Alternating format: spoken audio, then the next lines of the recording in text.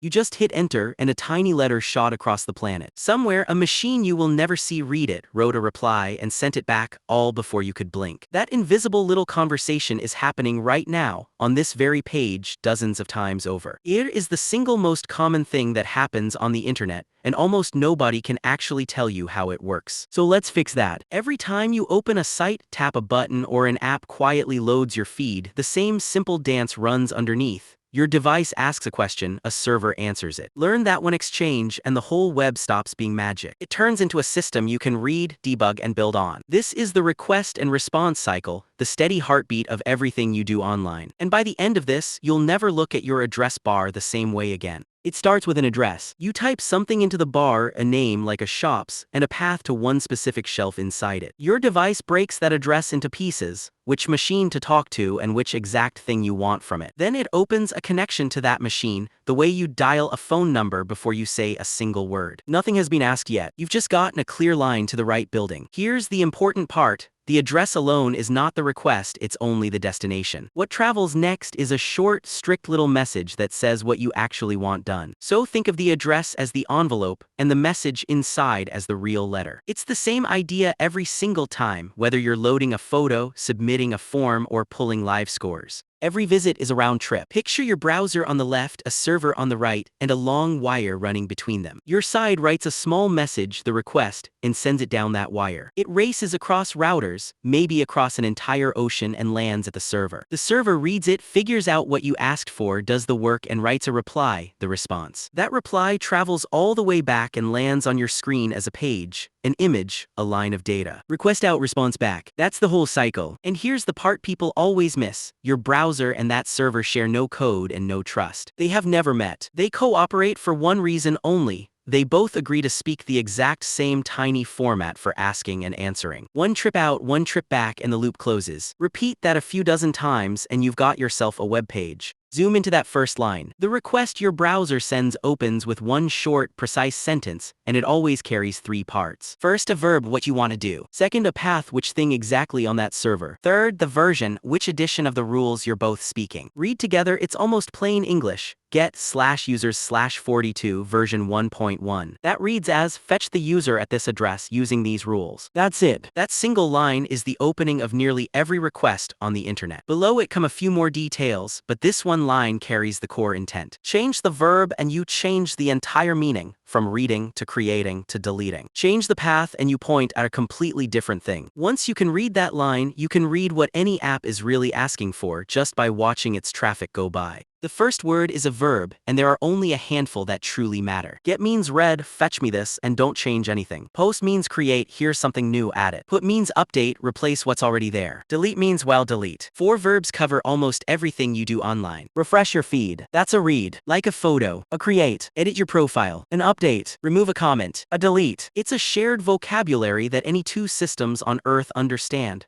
no matter what language they happen to be written in. And the verb isn't just a label, it's a promise. A read should never change anything on the server. A create should. When apps honor those promises, the whole system stays predictable and safe. When they break them, that's exactly where the bugs and the nasty surprises come from. After the first line come the headers. If the verb and the path are the letter, the headers are everything written on the envelope, the fine print that travels right alongside it. Each one is a simple label and a value. One says what format you're sending or want back, plain text, an image, or structured data. One proves who you are, carrying a secret token so the server knows you're actually allowed in. One names the browser or the app making the call. Another can quietly say, only send this if it's changed since last time so we don't waste anyone's bandwidth. You almost never see headers, but they are doing constant, invisible work, negotiating format, handling logins, controlling caching. Dozens of them can ride along on a single request. They're how two total strangers agree on the details of a conversation before the real content ever shows up. Sometimes you send data along. A read usually travels light, just the address and the envelope, nothing more. But when you're creating or updating something, you attach a body, the actual payload. Sign up for an account, and your email and password ride inside the body. Post a comment, and the text sits in there. Upload a photo, and the raw image itself goes in the body too. Most of the time, that payload is written as structured text,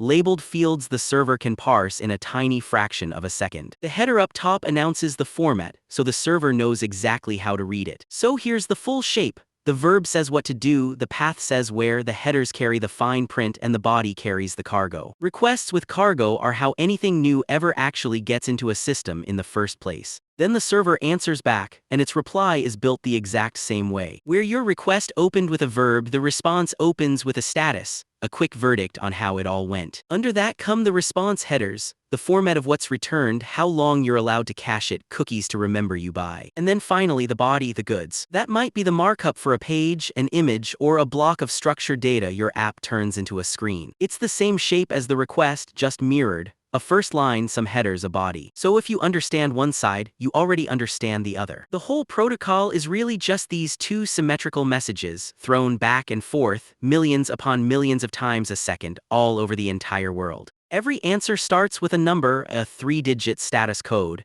and it tells you how things went before you read a single byte. They come in 5 families, and you can navigate every one of them just from the first digit. Anything in the 200s means success, it worked, here's your stuff. The 300s mean redirect, what you asked for moved, go look over here instead. The 400s mean you messed up, you asked for something that isn't there or you weren't allowed to have it. The famous 404, page not found, lives right here. And the 500s mean the server messed up, it broke on its end, not on yours. That is the entire map. 2 is good, 3 is a detour, 4 is on you, 5 is on them. Your app glances at that number like a traffic light before it trusts a single thing in the reply. 1 digit, and you already know the whole story. Let's watch one real request with the curtain pulled all the way back. Using a plain command line tool, you can fire off a request by hand and watch every line travel. You send get/version 1.1 plus 1 header naming the host you're calling. And back it comes, the version, then 200, the letters OK, right on the very first line. Then a whole stack of response headers, the format, the length, the date, the server's own name. A single blank line. And under it, the body, the actual content you came for. No magic, no hidden step anywhere. Just a message out and a message back in plain readable text you could have typed yourself. Every browser, every phone app, every backend service is doing precisely this,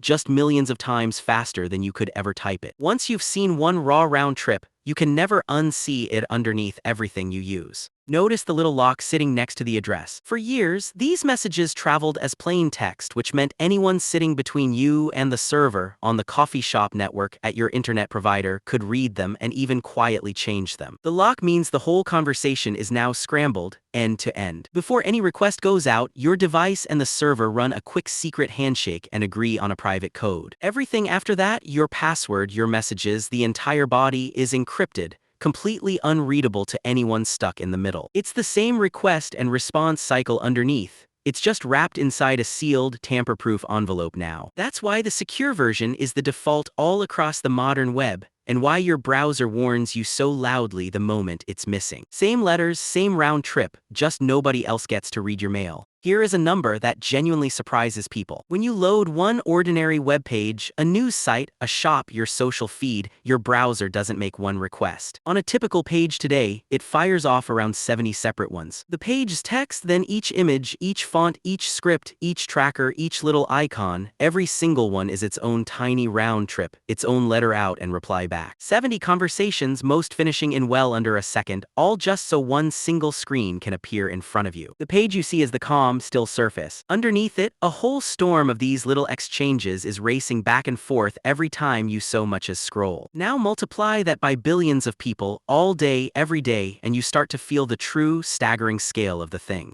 You lean on this all day without ever noticing. Open a code repository on a site like GitHub, and your browser sends a read request for that page, then dozens more for the styling and the avatars. Check the weather on your phone, and the app quietly sends a request off to a weather service and draws the numbers that come back. Pay for something online, and a create request carries the charge over to a payment server which answers with success or failure. Sign in anywhere at all, and a request hands over your credentials and gets back a token that says, "This person's legit, go ahead and let them through." Different apps, different companies, one identical pattern underneath every time: ask, receive, repeat. Once you truly see it, you'll spot the request and response cycle sitting behind almost every tap, click, and swipe you make. It is the quiet plumbing of the entire connected world. A few things will trip you up, so learn them right now. First, reads should always be safe to repeat. Fetching a page twice changes nothing, but sending a payment twice might charge someone twice. Match the verb to the action and never, ever hide a create behind a read. Second, always check the status number before you trust the body. A reply can come back looking perfectly fine but actually carry an error inside.